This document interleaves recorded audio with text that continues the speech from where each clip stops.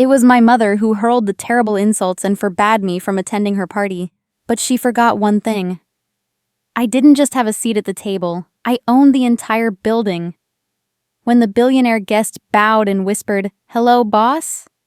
30 years of family lies shattered like cheap glass. I didn't want to be a ghost in their machine anymore. But before the alarm bells rang, before bankruptcy, and before the masks fell to the floor, it all began with the chilling silence of a plan being executed. The cold blue light of the Chicago skyline bled through the floor-to-ceiling glass of my penthouse, casting long skeletal shadows across the mahogany desk. It was 10 p.m. on a Tuesday in early May. Outside, the city was a restless sea of amber brake lights and shimmering skyscrapers. But inside, the air was heavy with the sterile scent of expensive leather and silence. My movements were precise, almost surgical, as I reviewed the final merger documents for Vanguard Consulting. I didn't need the overhead lights. The glow of 3 monitors provided enough clarity for a woman who had spent the better part of a decade building an empire from the wreckage of a forgotten childhood. I've always believed that true power doesn't need to scream to be heard. It whispers through the results of a high-stakes deal or the steady growth of a diversified portfolio. As I scrolled through the 100th page of the acquisition strategy, my mind drifted for a brief, treacherous second. Wealth for me had never been a trophy to be paraded in front of neighbors or a weapon used to belittle others. It was a tool, a silent, unbreakable shield that bought me the one thing my family never could: freedom. Yet even as I sat at the apex of my professional life, a small, stubborn part of my soul still lingered on a drafty Victorian home in Lake Forest. A sharp ping from my personal cell phone fractured the stillness. I didn't reach for it immediately. In my world, a late-night notification usually meant a market shift in Tokyo or a panicked call from a chief financial officer. But the vibration pattern was erratic, frantic, the digital heartbeat of my mother, Lori. I picked it up, the screen illuminating my face. There was no "How are you, Batya?" or "Are you eating enough?" Instead, it was a command disguised as a complaint. "Batya, the guests for the Mother's Day Gala are top tier this year. Sable tells me your gift last year was underwhelming. Make sure you get something that actually reflects our family's standing this time. Something from Tiffany's or Cartier. Don't embarrass us." I set the phone back down, face up. The reflection of the text seemed to burn into the mahogany. It's funny how pain becomes a dull ache you learn to walk with, like a stone in your shoe that eventually creates a callus. For years, I had been the family's invisible architect, the one who drafted the plans and poured the concrete while they lived in the house I built, never once asking if my hands were tired. Have you ever noticed how the people who take the most from you are often the ones who tell you that you aren't doing enough? Despite the coldness of her words, I opened the top drawer of my desk. Inside sat a small, handcrafted wooden jewelry box I had commissioned from a local artisan. It wasn't Cartier, but the wood was salvaged from the old oak tree that used to stand in our backyard before my father, Arthur, had it cut down to make room for a swimming pool Sable never used. I had spent weeks sourcing the material. Love shouldn't be a transaction, yet I found myself repeatedly paying the price just to keep a piece that had already been declared dead. My concentration was broken a second time by a much more ominous sound, the high-pitched chime of my private fraud monitor. This wasn't a family text. This was a red-level security alert. My pulse quickened, not with fear, but with the clinical focus of a predator.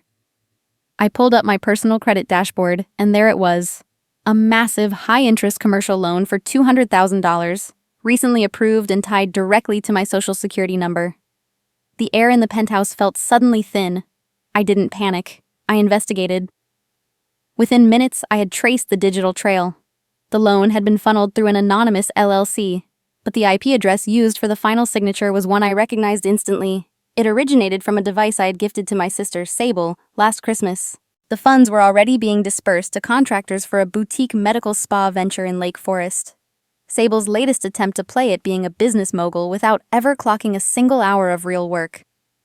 I felt the familiar sting of betrayal, but this time, it was accompanied by a terrifying clarity. This wasn't just another instance of her borrowing my clothes or asking for a bridge loan she never intended to repay. This was identity theft. Under Illinois law, what she had done was a felony. I dialed the Lake Forest house, my voice steady, my knuckles white as they gripped the phone. "Batya, Why are you calling so late? Lori's voice was sharp, annoyed. I already told you about the gift. Mother, did you know Sable took a $200,000 loan in my name? I didn't lead with a greeting. I didn't have the breath for it. There was a pause, but it wasn't the silence of shock. It was the silence of someone caught and deciding to double down. Oh, that? Sable needed a win, Batya. She's had a hard year with the divorce, and you have millions. Vanguard is doing fine. Don't be so stingy with your own blood. It's your duty as the successful one to carry this family. You wouldn't want her to fail, would you? I leaned back in my chair, the leather creaking under my weight. My duty. Forgiveness is a virtue we are taught as children, but as we grow, we learn that enabling a thief is nothing more than a sin against our own self-respect. She stole my identity, Lori. That's a crime. Don't be dramatic, Lori snapped. You're her sister. We're family. Family doesn't talk about crimes. Now go to sleep and remember what I said about the gift. The line went dead. I stared at the phone for a long time, the silence of the room now feeling like a physical weight. I pulled up my transaction history and began to scroll. I didn't need to look at every line. I knew the numbers by heart. $400,000. That's what I had funneled into that house over the last 4 years, paying for mortgage gaps, property taxes, insurance, and the endless emergencies that always seemed to coincide with Sable's shopping trips. The realization hit me with the force of a tidal wave. My family didn't love Batya the daughter. They loved the version of me that functioned as a faceless, bottomless bank account. They didn't even know what I did for a living. They just knew it provided them with a lifestyle they couldn't afford on their own. We often spend our lives trying to prove our worth to people who have already decided our value is zero. I reached for the jewelry box I had so carefully prepared. I looked at the grain of the oak, the history of the backyard it represented. It was a beautiful, meaningful gift, and it was far too good for them. I placed it back in the drawer and locked it. Giving someone a second chance is an act of grace, but giving them a third or a fourth is an act of stupidity. Instead of calling the police immediately, I opened my secure legal portal. I didn't feel the heat of anger. I felt the cold, hard resolve of an architect who had just found a fatal flaw in the foundation. If they wanted a ghost that signs checks, I would give them exactly that. But ghosts have a way of disappearing when the lights go out. I drafted an email to my lead counsel, my finger hovering over the mouse. I looked at the transaction screen one last time, focusing on the final mortgage payment for the Lake Forest mansion scheduled for Friday morning. I wasn't going to yell. I wasn't going to cry. I was simply going to stop. I stared at the approved button for the final mortgage payment of their mansion, my finger hovering over the screen like a judge's gavel. I didn't click the button. I closed the laptop lid with a soft thud that sounded final, like a gavel striking wood in a silent courtroom. The mortgage for the Lake Forest mansion remained unpaid. For the first time in years, the burden wasn't on my shoulders. It was just a digital ghost waiting to haunt those who lived within its walls. The next morning, the Chicago sun was bright and unforgiving, reflecting off the marble surfaces of my kitchen island. I sat there with the handcrafted jewelry box I had so carefully wrapped. Beside it lay a heavy, cream-colored envelope. Inside were the legal documents I had spent months preparing, a comprehensive financial freedom plan for Lori and Arthur. It was a roadmap to clear their remaining debts and establish a trust that would ensure they never wanted for anything in their twilight years. True wealth is never about the numbers in a bank account. It's about the legacy of grace you leave behind for the people who gave you life. I wanted this Mother's Day to be the bridge. I wanted to walk across it and find a family waiting on the other side. I picked up my phone and dialed the Lake Forest estate, my heart beating with a cautious, rhythmic hope. "Lori, it's Batya," I said when she answered. "I'm calling to coordinate Sunday. I've arranged for a world-class catering team to come by and handle the brunch. I want everything to be perfect for your guests." I tried to soften my voice, reaching for a memory of a spring morning when I was 6, helping her plant marigolds in the garden. "I remember how much you love the lilies this time of year," I added, searching for even a flicker of the mother I used to believe in. I wasn't an icy CEO in that moment. I was a daughter looking for a home. "Have you ever reached out for a hand only to find a handful of thorns?" Batya, stop! Lori's voice cut through my words like a serrated blade. There was no warmth, no recognition of the effort I was making. The party is A-list only this year. Sable's entire career hinge on Koa seeing us as a perfect high society family. She's finally making the right connections, and we cannot afford any distractions. My grip tightened on the edge of the marble counter. Distractions? I'm your daughter, Lori. I'm not a distraction. You are a disgrace, Batya. She delivered the line with a clinical coldness that made the air in my lungs turn to ash. Your plain face, your drab clothes, and that boring data entry job of yours are an embarrassment to this family. Koa is a man of status. If you show up, I'll tell security you're a disgruntled ex-employee and have you removed. Don't come home. Stay in your little apartment and stay out of our way.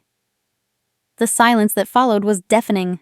I didn't scream. I didn't cry out in protest.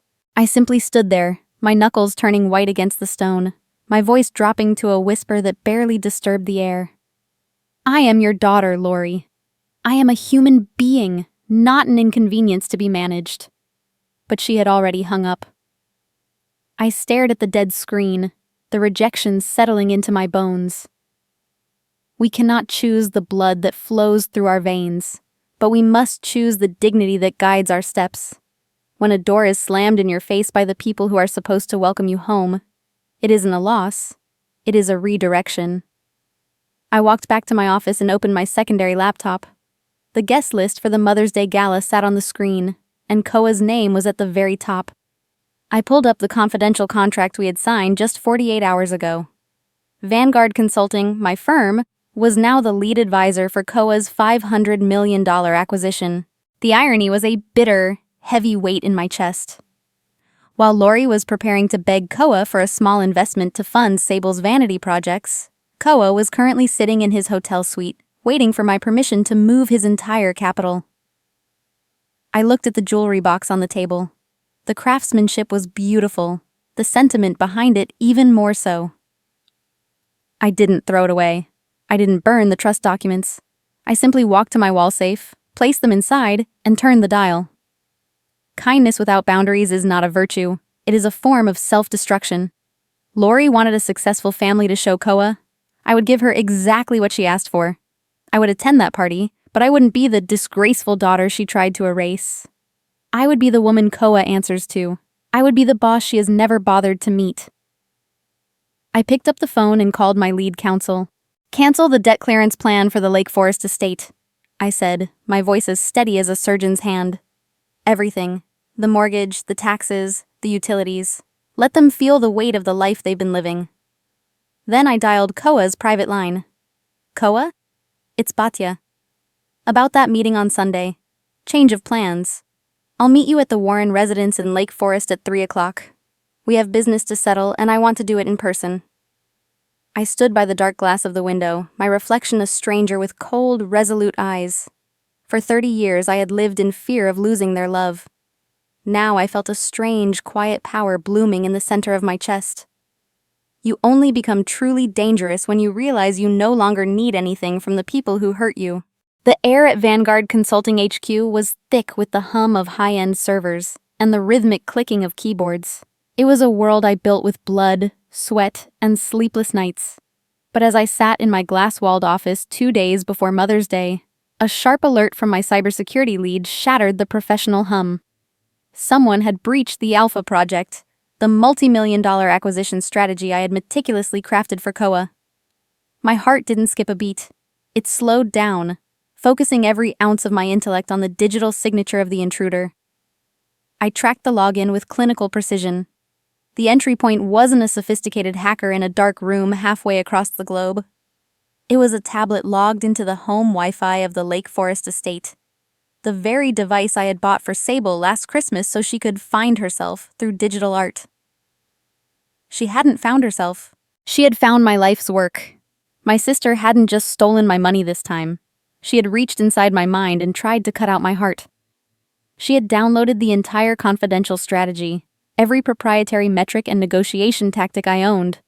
Through the cached logs of her messenger app, I saw the full extent of the rot. Sable was bragging to her friends about her new consulting venture. She planned to walk into the Mother's Day party, pull Koa aside, and present my intellectual property as her own. She was going to sell my brain to my own client to secure a finder's fee that would fund another decade of her parasitic lifestyle. I looked at a framed photo on my desk. 2 little girls in matching sundresses, holding hands by a lake. "I would have given you the world if you had just asked, Sable," I whispered to the empty room. "But you chose to steal a shadow instead." Giving a person a mask doesn't change their face, it only hides their shame until the light hits it. I reached for my phone, my last hope flickering like a dying candle. I needed the anchor of hope, my father, Arthur. I believed that beneath his silence lay a core of justice, a man who would stand for the truth even if it hurt. I called him, my voice steady despite the hollowness in my gut. I told him everything. I told him about the identity theft, the credit fraud, and now the corporate espionage. I waited for him to be the father I remembered from my dreams. "Batya, listen to me." Arthur's voice was weary, sounding like old parchment being crushed. "You're already at the top. You have the penthouse, the company, the millions. Sable has nothing. She's struggling. Let her have this one win. It's the least you can do to pay us back for the 20 years we spent raising you." The silence that followed was the sound of a sacred bond snapping. My father wasn't a bystander. He was the silent architect of my exploitation, viewing my success not as a source of pride, but as a communal bank account for the daughter he loved more. When the people who are supposed to protect you become the ones you need protection from, the family tree has already rotted to the roots. Kindness without truth is just a slow, polite suicide. Have you ever realized that your duty was actually just a life sentence served for a crime you didn't commit? "I understand now, Dad," I said. My voice was no longer that of a daughter. It was the voice of the woman who ran Vanguard. "I'll make sure everyone gets exactly what they deserve on Sunday." I didn't wait for his reply. I hung up and immediately dialed my chief legal officer. The architecture of my silence began to take a physical form. I instructed him to draft an immediate intellectual property injunction against Sable Warren. Then, I authorized the filing of a notice of default on the Lake Forest estate. These were the weapons of a woman who had finally learned that true compassion isn't about protecting people from the consequences of their actions. It's about letting them face those consequences so they can finally, for the first time in their lives, grow. I walked to the floor-to-ceiling window. A spring storm was rolling in over Lake Michigan, the clouds dark and bruised, lightning dancing on the horizon. I looked at the Mother's Day gift I had prepared weeks ago, the debt clearance papers that would have given them a fresh start. I picked them up, feeling the weight of the paper, the weight of my own wasted hope. I walked to the shredder in the corner of my office. The sound was a rhythmic, mechanical growl. One by one, the documents that represented my final attempt at reconciliation were consumed by the blades. Each strip of paper was a memory I was letting go, a hope I was finally burying. The sound of the paper tearing was the only sound in the room, louder than the thunder outside.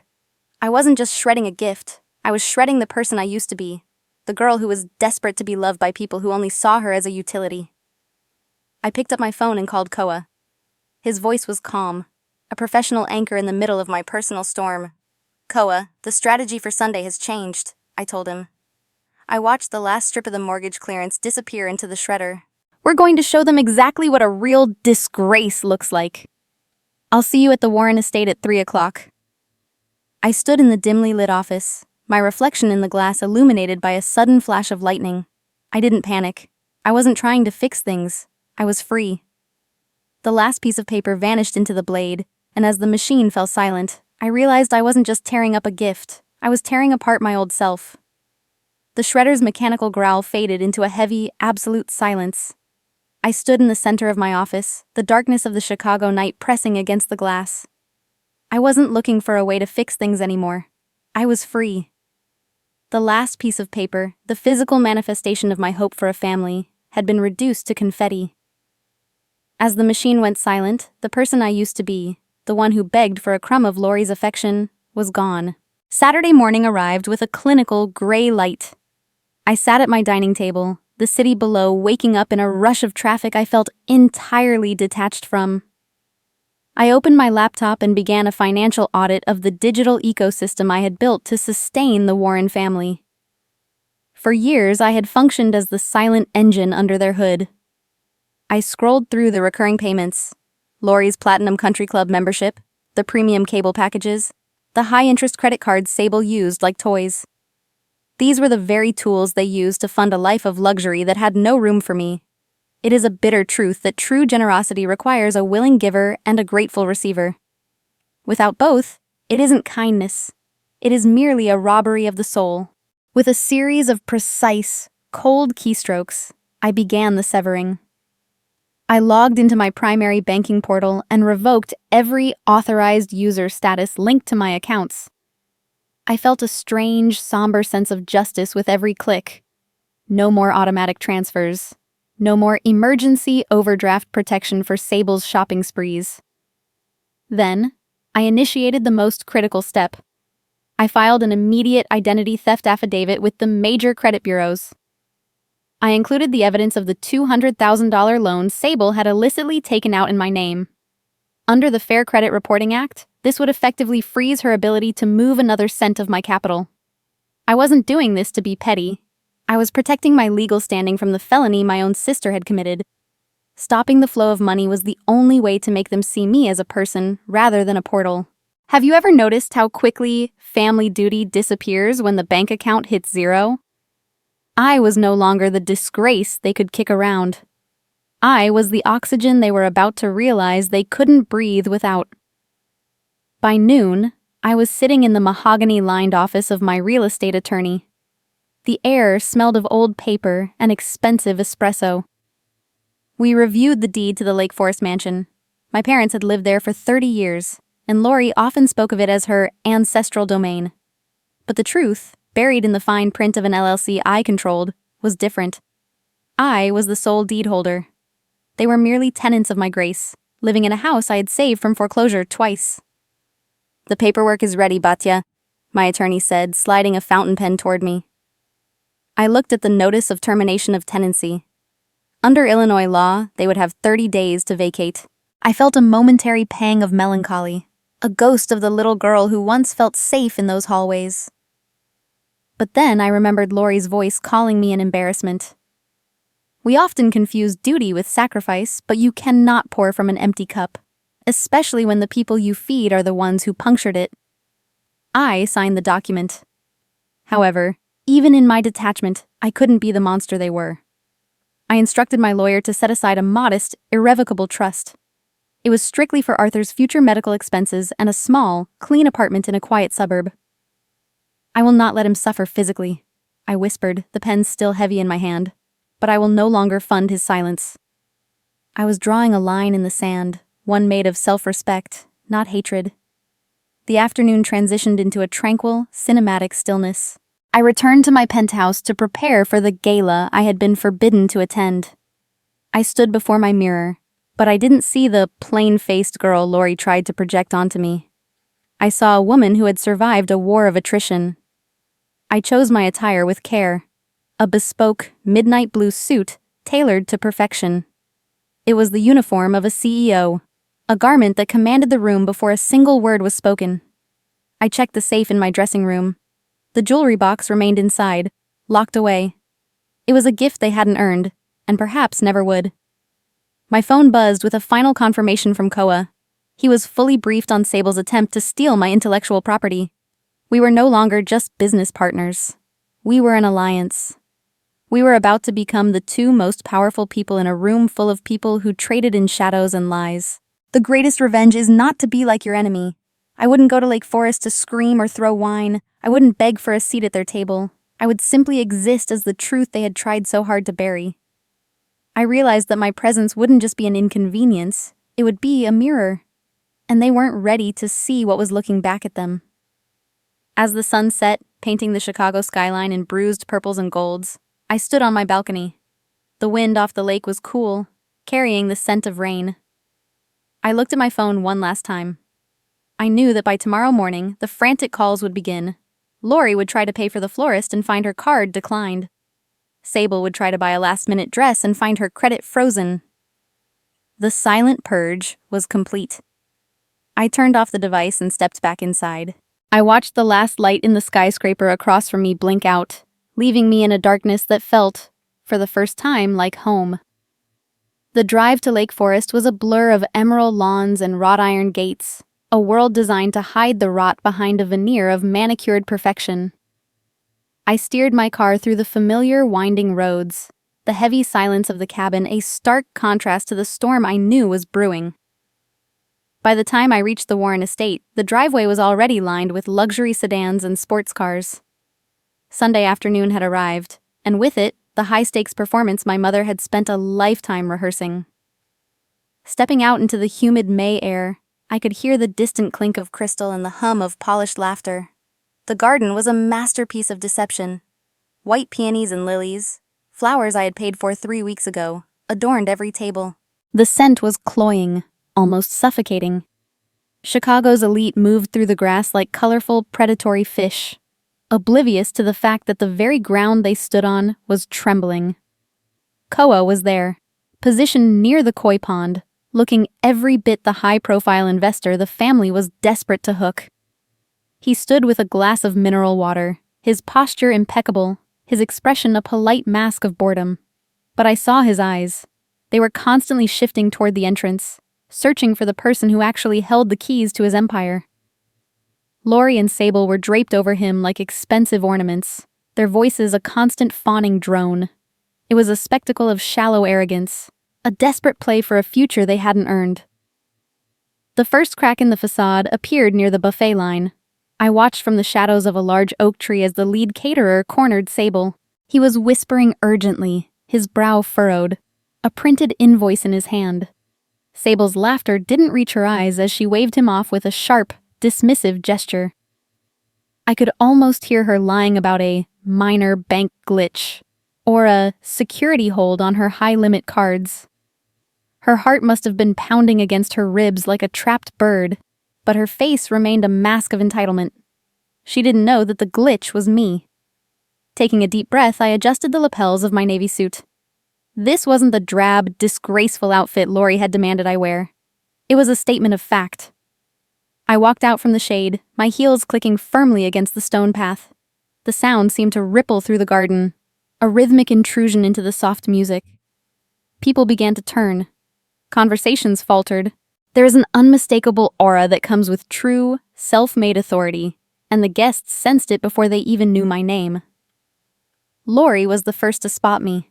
Her smile vanished, replaced by a mask of pure, unadulterated fury.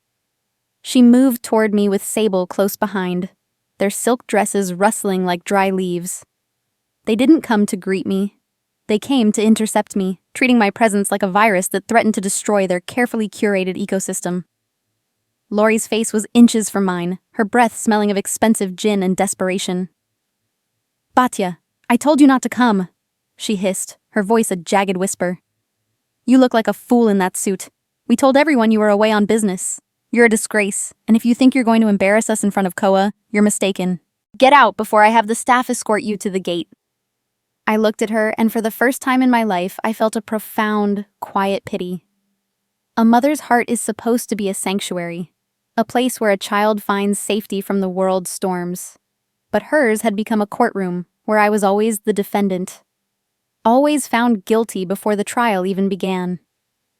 I didn't argue. I didn't raise my voice. I simply stepped around her, my eyes fixed on Koa. The public attack came faster than I expected. Lori, realizing she couldn't move me, changed her strategy. She raised her voice, ensuring the nearby cluster of socialites could hear every word. "Everyone, I'm so sorry for this interruption," she announced, her tone dripping with a performative, martyred sadness. "This is my youngest, Batya. She's been struggling quite a bit lately, and I'm afraid she's become quite disgruntled. She's jealous of her sister's success, and I'm afraid she's here to make a scene because she can't handle being the failed daughter." The murmurs from the crowd were like needles. I stood there, the target of a dozen judgmental stares, yet I felt a strange, icy calm. Lori reached for a glass of champagne from a passing tray. Her intent was clear, a public dousing, a physical insult to force me to flee in shame. As she swung her arm, I reached out. I didn't use violence. I simply caught her wrist with an immovable, firm grip that stopped the glass inches from my lapel. The garden went silent. Even the birds seemed to stop singing. Lori struggled against my hand, her face turning a blotchy red. I leaned in, my voice so low and steady it felt like a cold wind against her ear. "You aren't protecting a family, Lori," I whispered. "You're protecting a lie. You've spent 30 years telling me I'm nothing, but you've spent the last 4 living off the nothing I provide. And the thing about lies is that they eventually run out of breath." I released her wrist. She staggered back, her eyes wide with a mixture of shock and hatred. She looked at the guests, then at me, her voice trembling as she shouted, "Security! Get this woman out of here immediately!" I stood my ground, my posture as straight as the skyscrapers I owned. I didn't look at the guards. I looked at Koa. He had been sitting at the center of the garden, the prize they were all fighting for. Now he slowly stood up from his seat. His voice didn't need to be loud to command the room. It cut through the garden like a blade, stopping the guards in their tracks.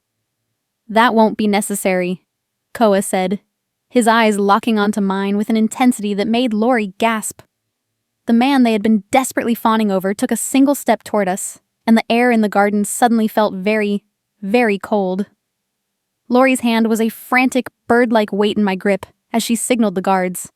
Her eyes were wide with a desperate, manic energy, searching for the security team to erase the disgrace standing in the middle of her manicured lawn.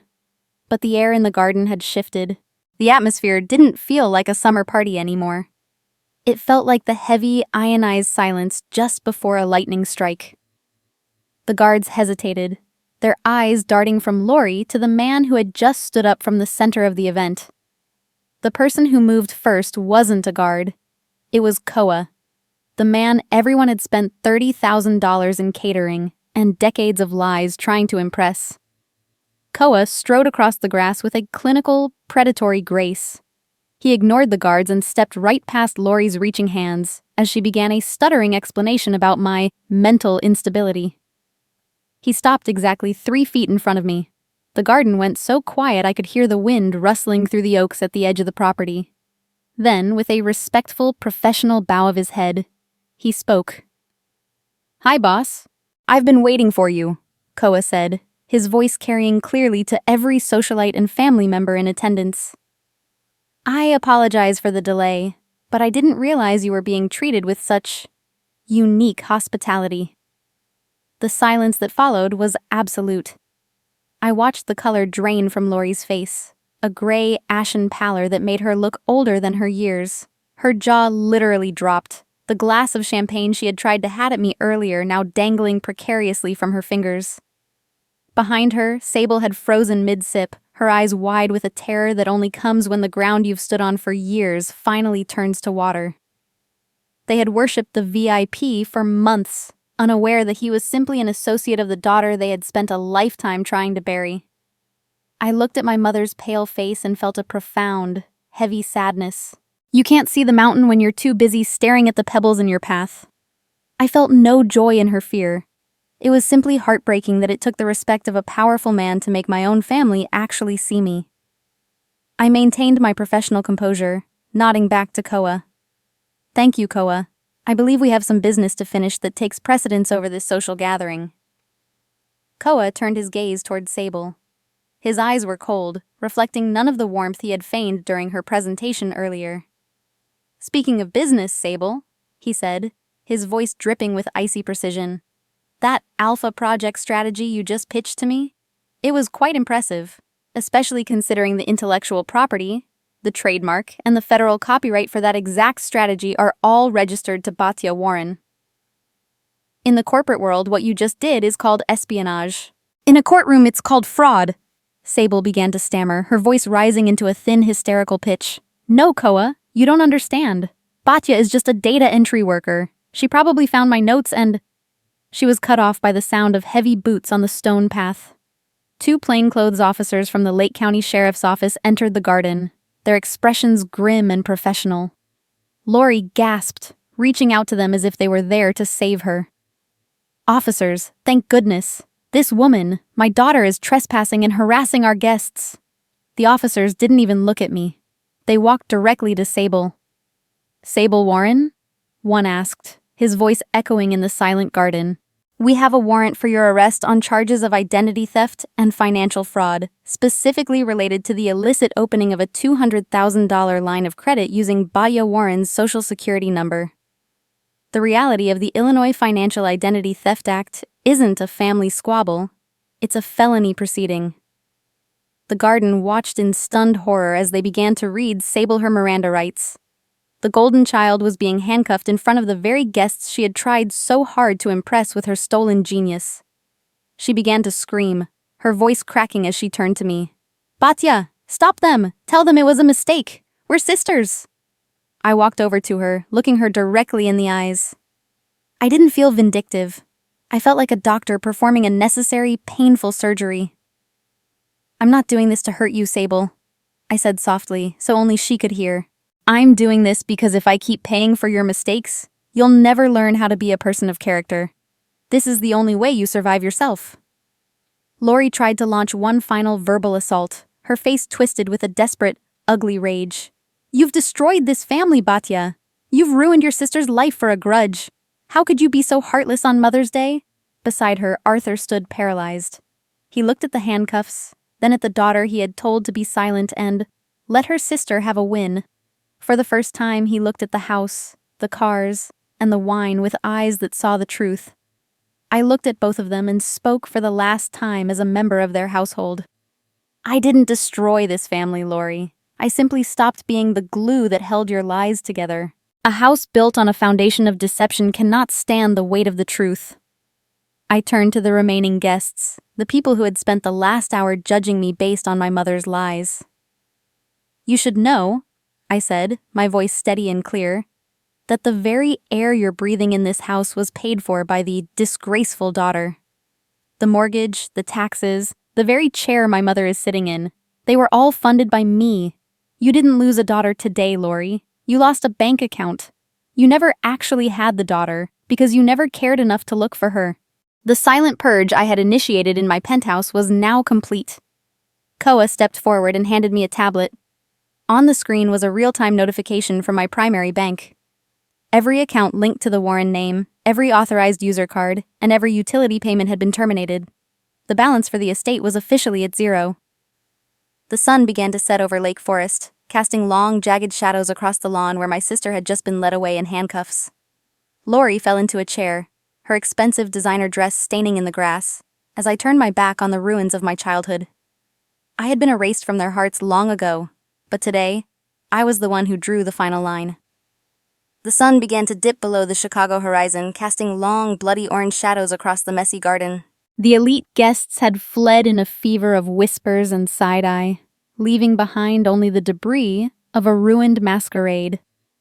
Broken crystal glittered in the grass like frozen tears, and the scent of expensive lilies now felt like the cloying odor of a funeral. I stood at the edge of the stone path, watching the quiet wreckage of the family I had spent 34 years trying to save.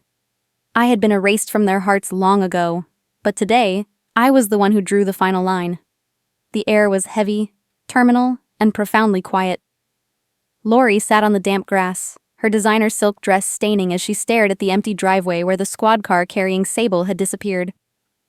Arthur stood by the stone fountain, his shoulders slumped, looking like a man who had finally realized the floor he stood on was made of someone else's bones. I felt no joy in their defeat. There was no rush of adrenaline, only a tired sense of completion. Real love is like a mirror. It shows you who you are, even if you hate the reflection. I wasn't there to gloat or to twist the knife. I was there to perform the final surgery on my own life, removing the parasites so Batya could finally breathe. I reached into my bag and pulled out a thick, white envelope. It wasn't a gift, and it wasn't a peace offering. It was a legal reality. I walked over to Lori, the heels of my boots clicking with a steady, clinical rhythm. She didn't look up until the shadow of my figure fell across her lap. I held out the papers, my voice as calm as the lake at midnight. "This is the notice of termination of tenancy for this house," I said, my tone unwavering. "And this is the final accounting of the $400,000 I've spent on your lives over the last 4 years. I'm not asking for it back. I'm simply informing you that the transaction is over. Lori's eyes flickered with a desperate, animalistic panic. She looked at the house, the mansion she called her domain, and then back at me. "You're throwing your own parents onto the street? After everything we did for you?" "I didn't choose this ending, Lori. I simply stopped choosing the lie," I replied. I felt a strange, somber compassion, but it was detached, like watching a stranger's tragedy. "The house belongs to my LLC. It will be sold by the end of the month. But because I am not who you think I am, I have instructed my attorneys to establish a restrictive trust. It covers your basic medical insurance and a small, clean apartment in the suburbs. No luxury, no country clubs, and no status. Just survival." I explained the legal realism of the situation. They couldn't touch the principle of the trust. It was managed by a third-party fiduciary who wouldn't be swayed by Lori's tears or Arthur's weary sighs. They wouldn't be homeless, but they would never again be able to use the name Bhatia Warren or my credit to fund a life they didn't earn. "You said I was a disgrace for not being polished enough to introduce. I say you are a tragedy for forgetting that a mother's job is to love, not to curate." Arthur finally looked at me, his mouth opening as if to speak, but the words seemed to die in his throat. He had spent his life in the comfort of my silence, and now that I was speaking, he had nothing to say. I gave him a small, sad nod, a final recognition of the man who chose the peace of a lie over the soul of his own child. We often believe that staying quiet is a way to protect the family, but sometimes silence is the loudest form of betrayal. I turned my back on them and walked toward the iron gates where Koa was waiting by the black SUV. The garden, once a symbol of my inadequacy, now just felt like a patch of dirt. I didn't look back at the fountain or the mahogany doors. Sometimes, the most loving thing you can do for someone is to stop being their excuse for staying a monster. The door to your future cannot open until you stop leaning on the door to your past. Koa opened the door for me. He didn't ask if I was okay. He didn't offer empty platitudes. He simply handed me a fresh cup of coffee, acknowledging my strength with a quiet, professional respect. As the car pulled away, I glanced through the rear window. The lights of the Lake Forest mansion flickered once, then died, plunging the house into a darkness that was long overdue. It was the symbolic end of the Warren dynasty, a kingdom built on the labor of a ghost. I looked out at the Chicago skyline as we neared the city. The skyscrapers were a sea of steady, unwavering light, and the lake was vast and dark. I felt a weightless sensation in my chest, a quiet power that didn't need a title or a bank balance to exist. I wasn't a daughter, a sister, or an embarrassment anymore. I watched the iron gates of the mansion close in my rearview mirror, and the air I breathed finally felt like my own. The city lights greeted me back not like a ghost, but like a woman who had finally understood that silence was not a sign of weakness, but the sound of a queen reclaiming her throne. For years, I believed my worth was tied to how much I could carry for people who wouldn't even hold a door for me. I was wrong. Your value isn't a paycheck, a favor, or a sacrifice. It's the respect you demand for your own soul. I finally chose myself, and it's the best contract I've ever signed. But I want to know your thoughts.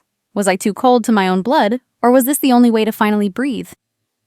Share your journey with me in the comments. I'll be reading every one of them.